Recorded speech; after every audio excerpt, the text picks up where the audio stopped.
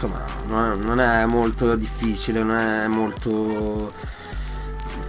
originale questo aspetto, è più o meno un filmettino, è sempre un po' di jumpscare, un po' di robe, però comunque a me non è proprio dispiaciuto del tutto, perché alcune robe mi sono piaciute, alcuni momenti, se lo vedrete, quello dell'ascensore, alcune altre scene